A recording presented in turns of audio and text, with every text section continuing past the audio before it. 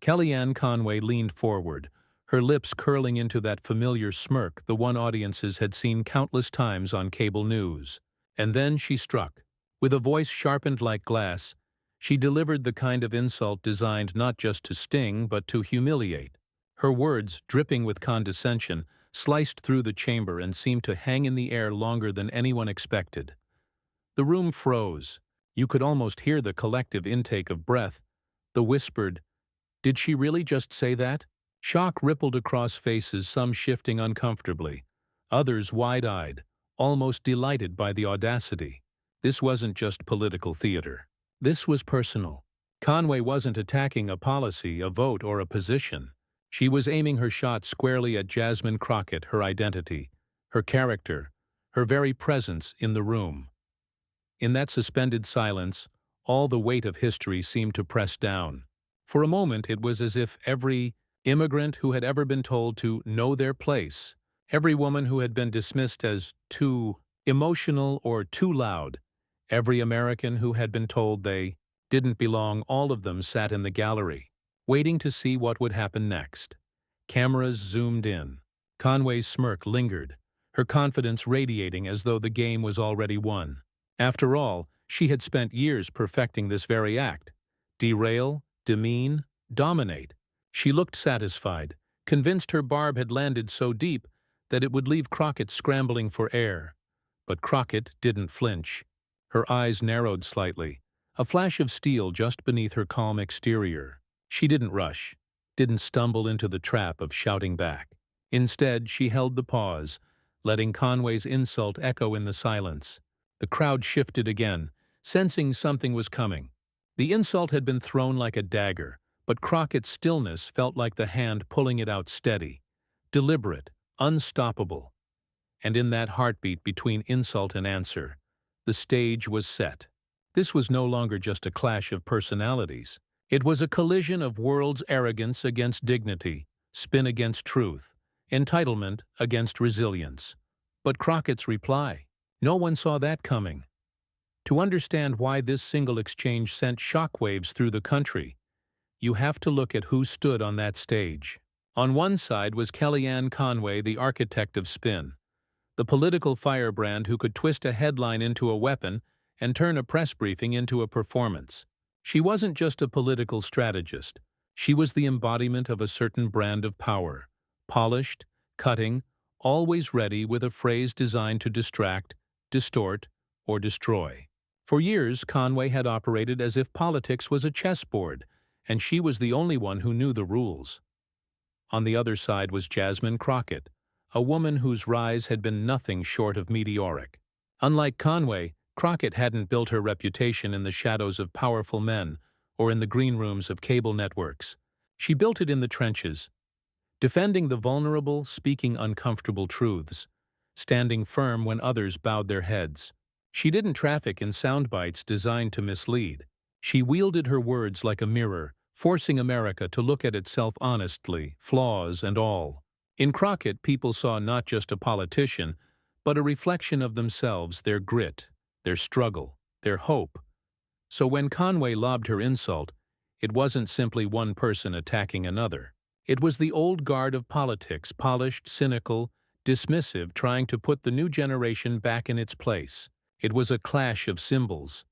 A woman who had spent her career defending alternative facts versus a woman determined to defend real people with real stories. And the stakes couldn't have been higher. For millions watching, this wasn't just about Conway and Crockett. It was about race. It was about gender. It was about whether truth still mattered in a political arena flooded with lies. Conway's barb carried the weight of centuries of silencing the sneer that said, "You don't belong here." And Crockett's measured silence in response carried the promise of a different, future one where belonging wasn't granted by gatekeepers but claimed by those who refused to be erased. The audience, watching at home, didn't just see two women at odds. They saw a crossroads for American identity. Would arrogance and deception continue to dominate the stage? Or would dignity, courage, and honesty finally take their rightful place at the center of the conversation? The moment was magnetic because it felt bigger than politics. It felt like a cultural reckoning, a test of what America wanted to reward. Conway, smirking with the confidence of someone who had always believed the system worked in her favor. Crockett, quiet but unshaken, representing every person who had been underestimated until the very moment they proved unstoppable. Commentators would later say that this was the night the script flipped, that in a world tired of being gaslit, the hunger for truth, for authenticity, for someone unafraid to call things as they were, had never been stronger. And Crockett, standing calm under the heat of Conway's insult, seemed to embody that hunger.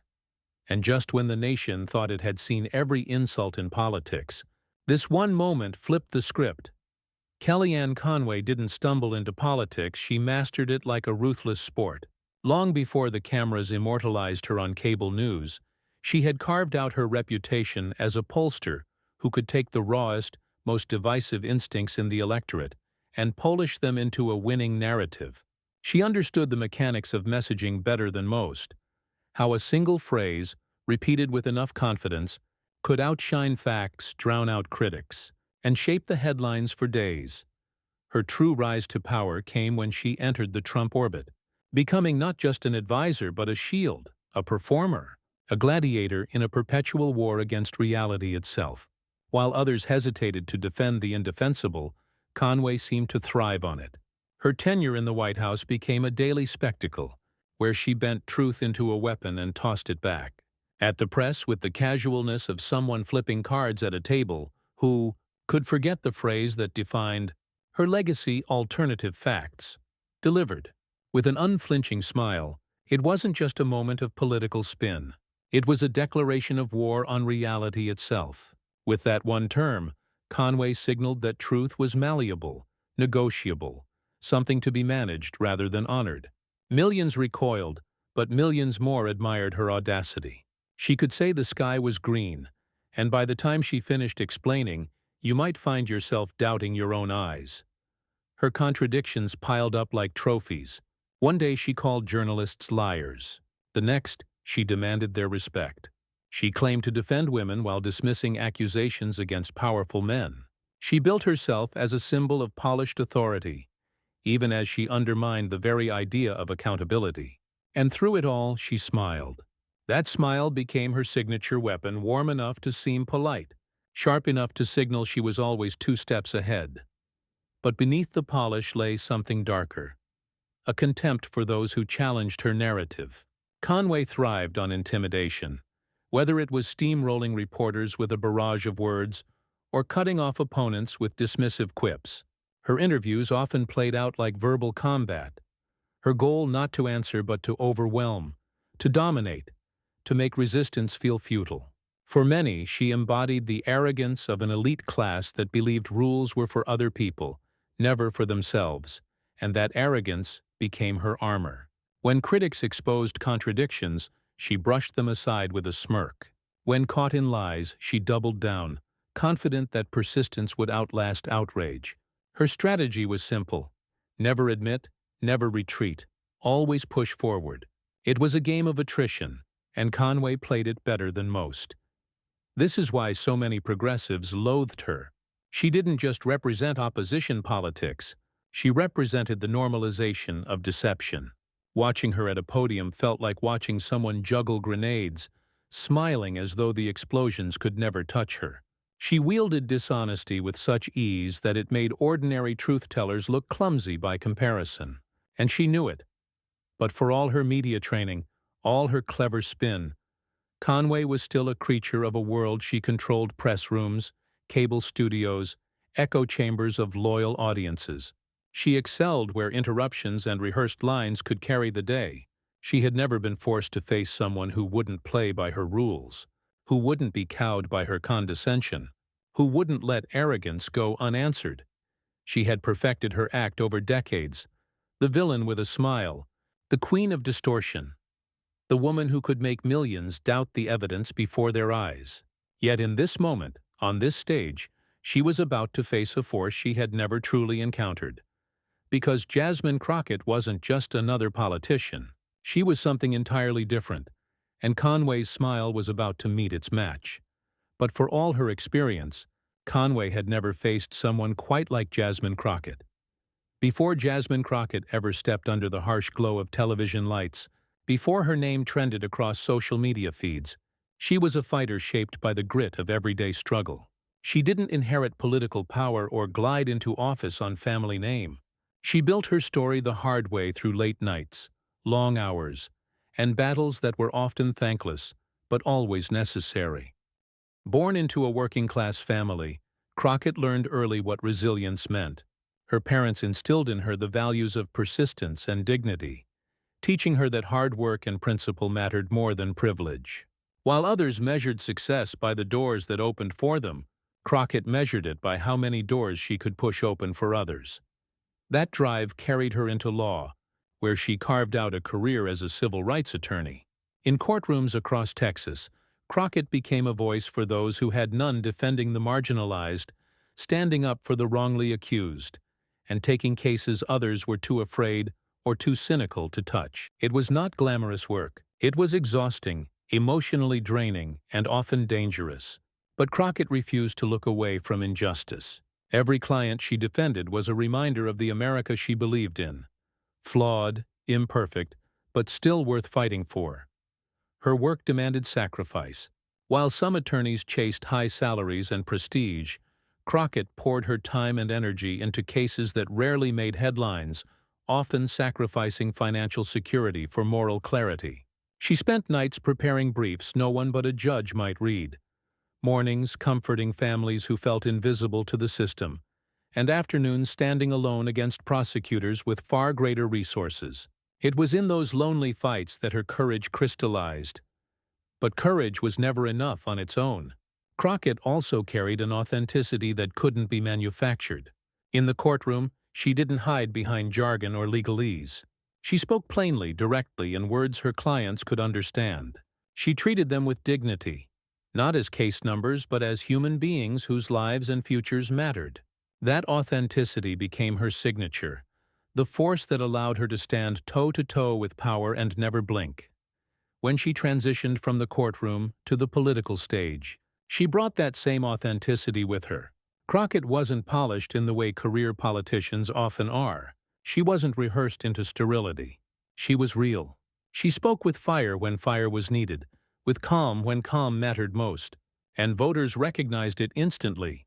In an era when so many leaders felt manufactured, she felt lived in, like someone who had walked through the same storms as her constituents. Her political rise wasn't a tale of shortcuts or privilege.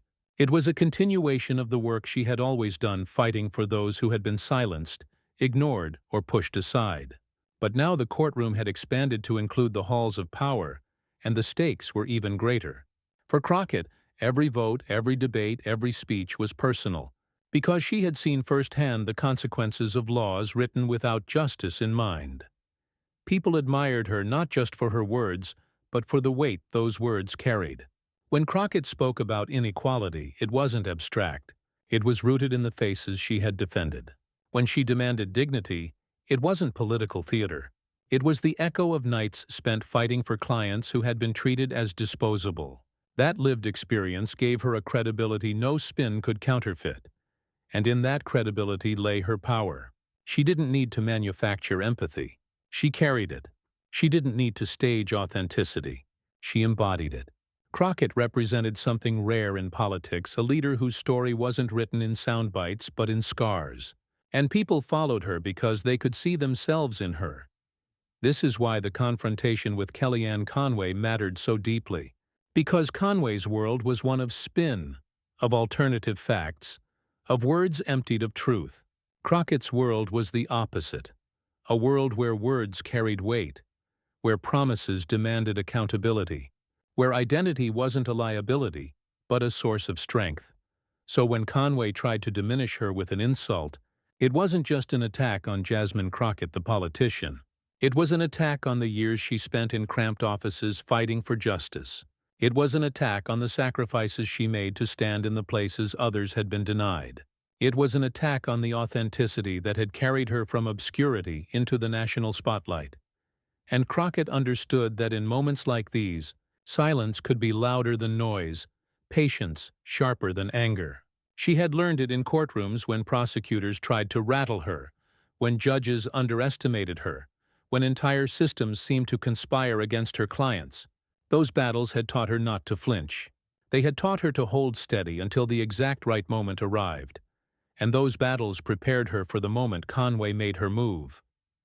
The exchange did not die with that first insult, it only lit the fuse.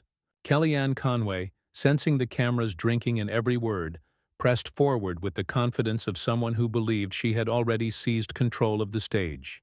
Her voice sharpened, her pace quickened, each barb landing like a stone thrown against glass. She interrupted, she dismissed.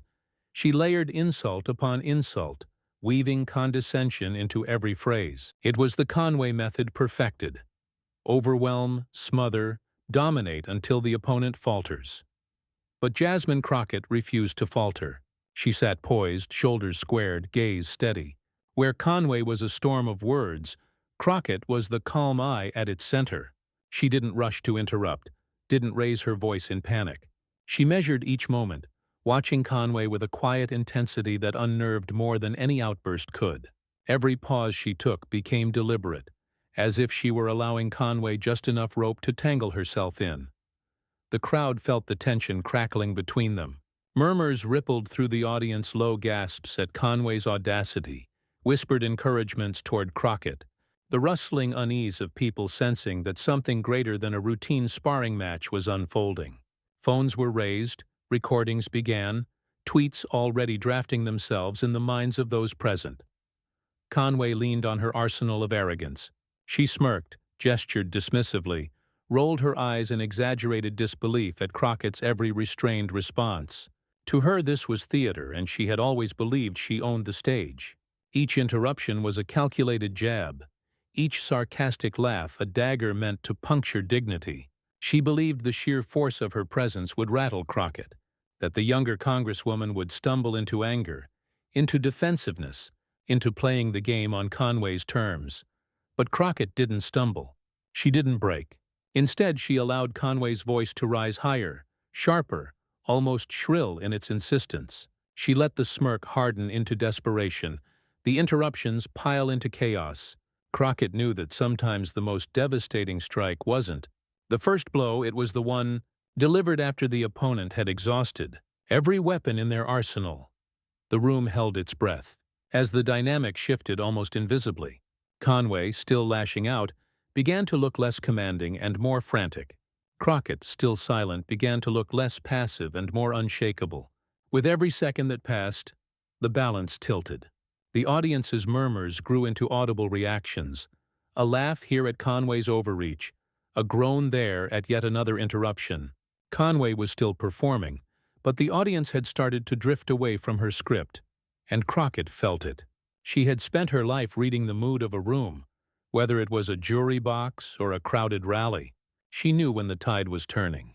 Her silence was no longer just silence, it was defiance, it was power. It was the promise of something waiting to be unleashed. Conway pressed harder, sensing but not admitting that her grip was slipping. She hurled another barb, then another, her voice trembling just slightly now with the strain of keeping dominance. Her hands moved more sharply, her smile grew tighter, forced. The more she tried to control the stage, the more obvious it became that she was losing it. And Crockett? She chose that moment. After letting the storm rage, after letting the air thicken with tension, after letting every eye in the room swing her way, she shifted. Her body leaned forward, her lips parted ever so slightly, her eyes locked with unbreakable steadiness on Conway. The movement was small, almost imperceptible at first, but it carried the weight of inevitability. The crowd stilled. The murmurs fell silent.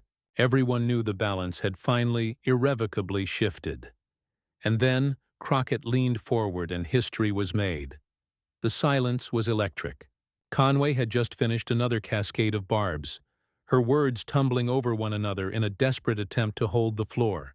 She smirked again, clearly expecting Crockett to falter, to fumble, to lash back with emotion. But what came next was not emotion. It was precision. Jasmine Crockett leaned forward, her elbows gently resting on the table. Her gaze locked on Conway with the calm steadiness of someone who had already measured her opponent, and found them lacking. She took a breath, deliberate and unhurried, the kind of pause that makes the audience lean in.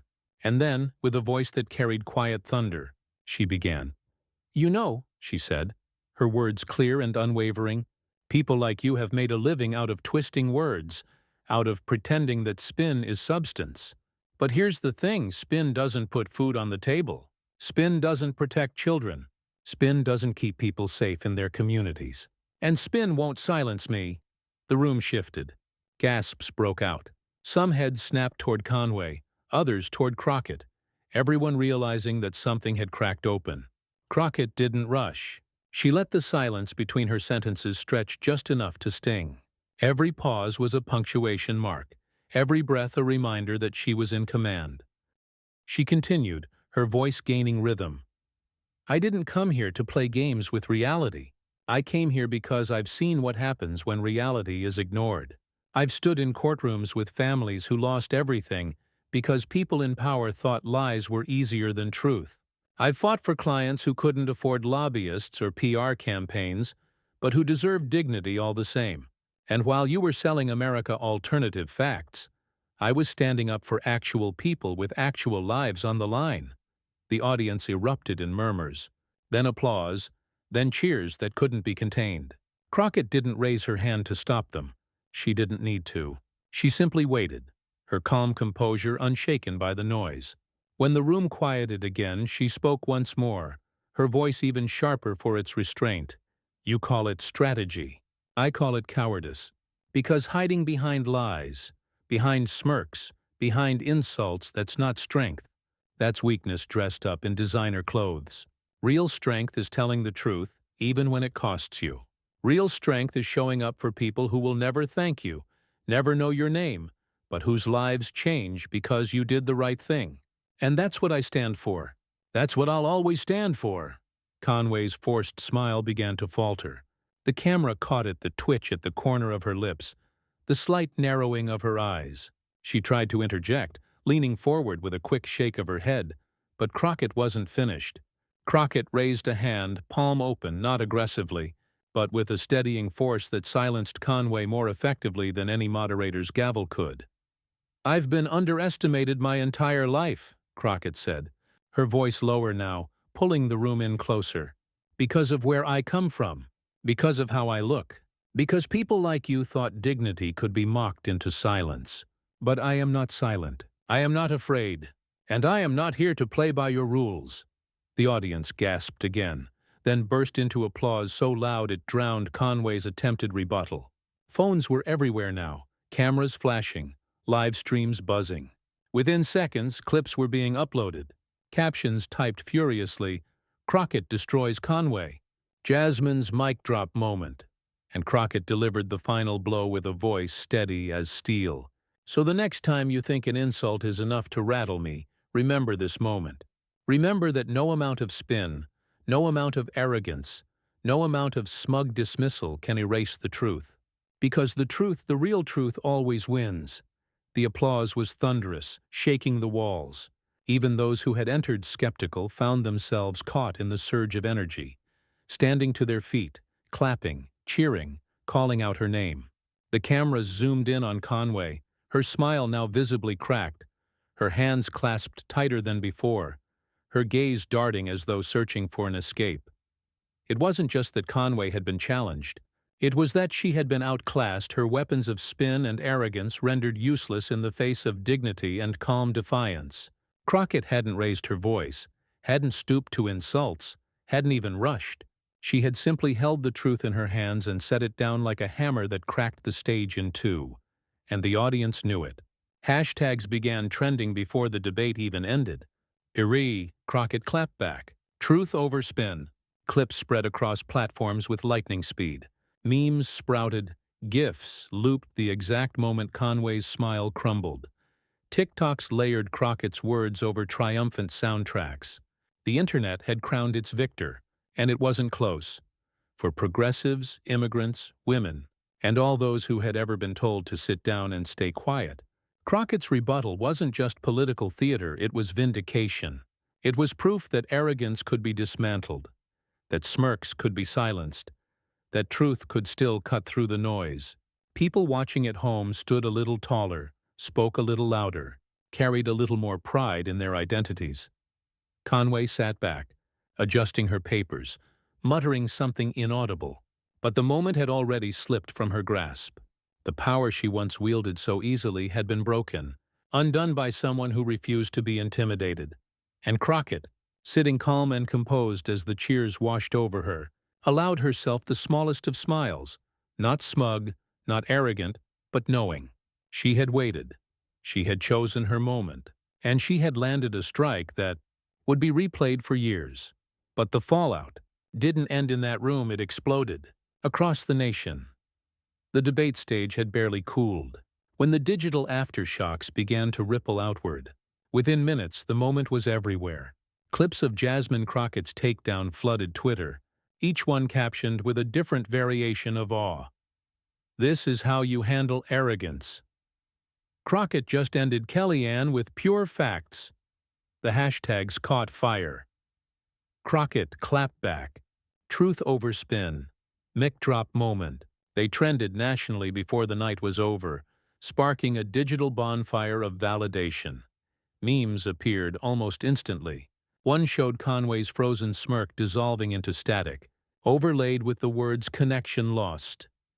Another looped Crockett's steady hand raised to silence Conway, paired with captions like "queen behavior" and "this is what control looks like."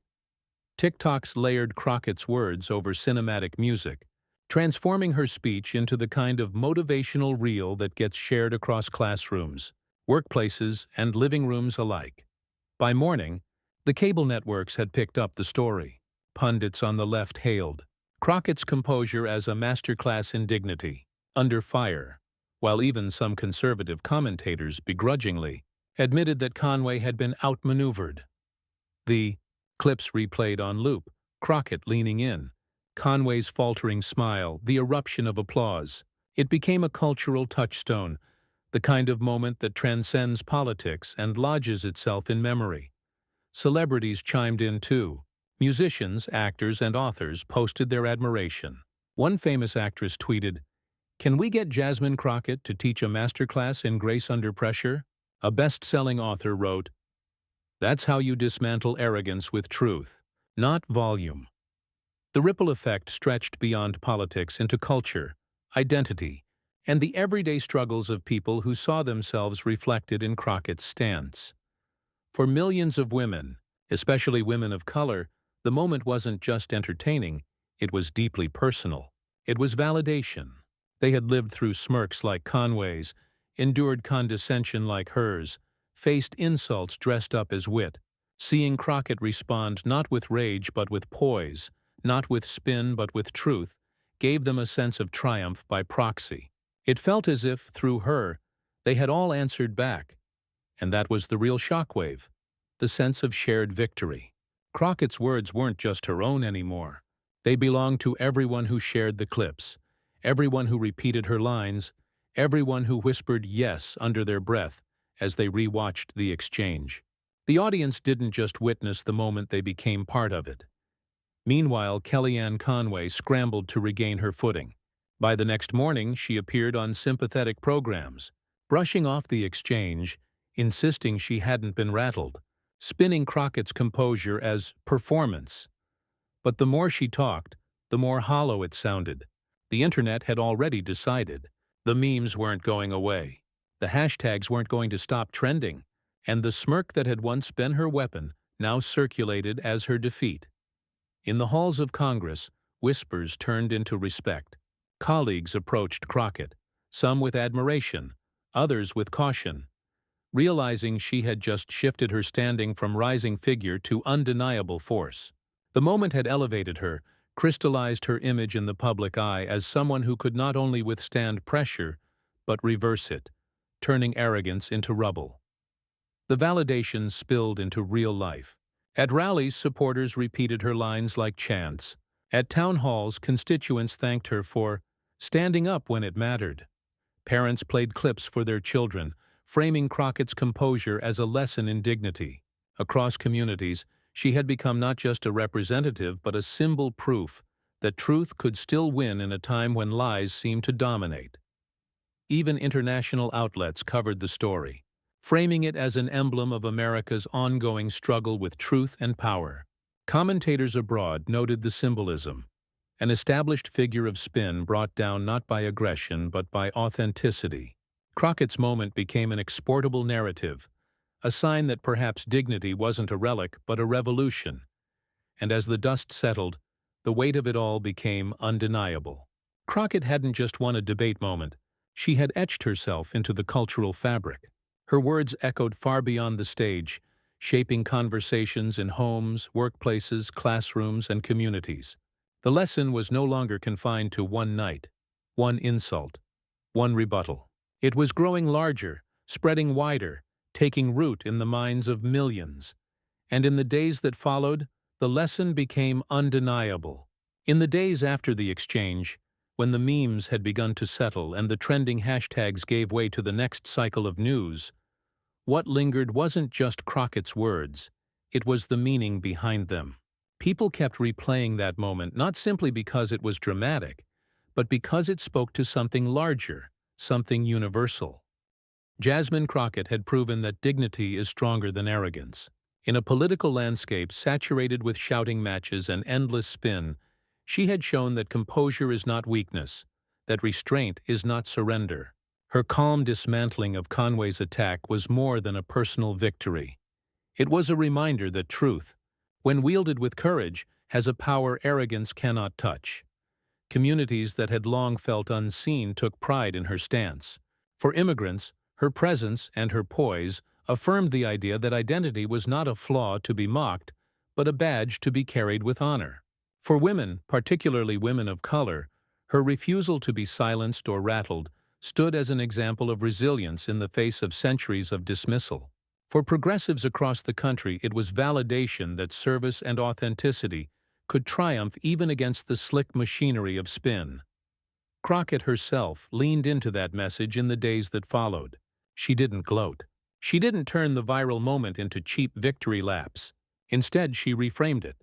"This was never about me," she said in interviews.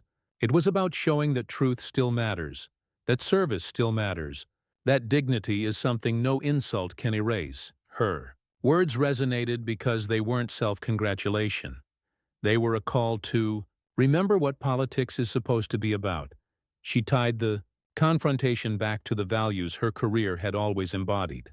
Truth, the unshakable core that should guide public service. Service, the act of lifting up those without a voice, not belittling them. Identity, the understanding that what some see as weakness, race, gender, background is often the very source of strength. In Crockett's story, every insult aimed to erase her identity only deepened her resolve to carry it proudly. For viewers, the moral became clear. Arrogance may win the soundbite, but dignity wins the legacy. Smirks fade, insults are forgotten, but the courage to hold your ground with honesty leaves an imprint that cannot be erased. It was a lesson that transcended politics, a principle that could be carried into classrooms, workplaces, and homes. The idea that the measure of strength isn't how loud you can shout, but how firmly you can stand. The pride was palpable. Parents told their children about the moment as if it were history in the making. Teachers used the clip as an example of composure under pressure. In community gatherings, her words were quoted like scripture, a reminder that even in dark times, truth still had champions. And for Jasmine Crockett herself, the lesson wasn't just about one debate or one insult. It was about the future, about what kind of country we want to be, and whether we choose to reward arrogance or uplift dignity. She had taken Conway's attack and turned it into a mirror for the nation, asking, in effect, what do we value more, the smirk or the service? The spin or the truth? The answer, as millions of people showed in their cheers, their shares, their pride, was clear. And that's why this moment will be remembered far beyond politics. Kellyanne Conway attacked. Jasmine Crockett answered. And what came next floored everyone, not because it was loud, not because it was flashy, but because it was real. Crockett's calm defiance, her refusal to bow to arrogance, gave us more than a viral clip. It gave us a reminder of who we are and what we stand for. This wasn't just a clash between two people on a stage. It was a clash between two Americas, one built on spin, smugness, and dismissal, and another built on dignity, truth, and resilience. And in that moment, dignity won. For those of us who have been told to stay quiet, who have been underestimated, who have been mocked for our identities, Crockett's response wasn't just her victory. It was ours. It was validation that our voices matter, that our truths matter, that arrogance cannot erase authenticity. But here's the thing. Moments like these only matter if we carry them forward, if we remember them, if we share them, if we build on them. That's where you come in. By liking this video, by subscribing to this channel, by sharing it with friends, family, and communities, you help make sure this story doesn't fade into the noise. You help keep the lesson alive that truth is stronger than spin, that dignity is stronger than hate. This channel is more than commentary. It's a movement to amplify voices that embody courage, service, and authenticity. If you believe in that, if you felt even a spark of pride watching Jasmine Crockett stand her ground, then join us. Stand with us. Be part of this, because when arrogance attacks and dignity answers, history gets made. And together, we decide which history endures.